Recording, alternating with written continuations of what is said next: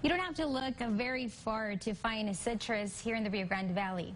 Oranges, grapefruit, lemons. The RGV has always been ripe for citrus groves, but there had to be big strides over the year to make it a cash crop. Cameron County Historical Commissioner explains in this week's Throwback Thursday. Brenda, time travelers that we are, we're going to go back to 1920s in the valley. There was quite a buzz about, and it was concerning citrus. Was in existence in the common flow of mankind, the commercial flow, 4,000 years ago. And where was that? China. From China, it was carried on the trade routes going over into the Mediterranean and all of that sector. And then from that point on, it came to the New World via the West Indies. It is often said that the grapefruit in particular, and that's the subject matter of what we're really talking about here, came through the West Indies, but it wasn't a grapefruit. It kind of looked like this, but this is a mutant tree. It was called a pomelo.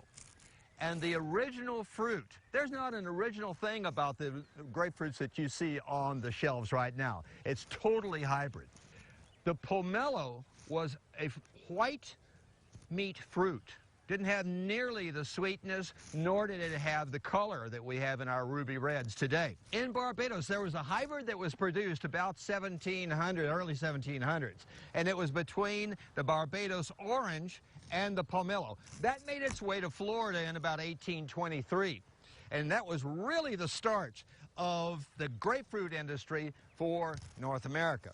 It is often stated that the Upper Valley, Mission, and Edinburgh and all of that range was the birthplace of the grapefruit. Well, that's not quite true, because you had one stellar figure that was on the scene, and his name was Celestine Jagu.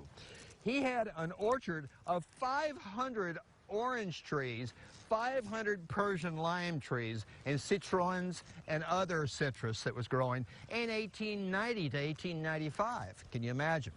Everybody got on the bandwagon after the railroad came. That's why we're in the 1920s. There were land speculators that thought that the grapefruit was going to be the salvation of the agricultural empire for the Rio Grande Valley. And then they marched onto that scene very, very heavily. In 1919, there was a project outside of Brownsville, what we now call Rancho Viejo, and it was the Noriega plantation. Noriega plowed up about 5,000 acres, and he wanted to produce the world's largest grapefruit orchard. At the same time, you had John Sherry in the Upper Valley about 1919 going into the 1923 area thereabouts that was in headlong production of grapefruit and oranges. We come up into what you'd call the modern era. In the 1940s and the 1950s and the 1960s, there were great freezes that took out a lot of the citrus production that was in the valley. We originally had about 200,000 acres. It's dwindled down now to about 12,000 acres. In the Great Freeze of 1983, which wiped out almost the entire citrus crop, we took that point to its advantage, and we replanted with everything that had a red tinge to it. Hence, we've got the ruby red, the Rio Star, and those hybrid varieties that lead the world, by the way.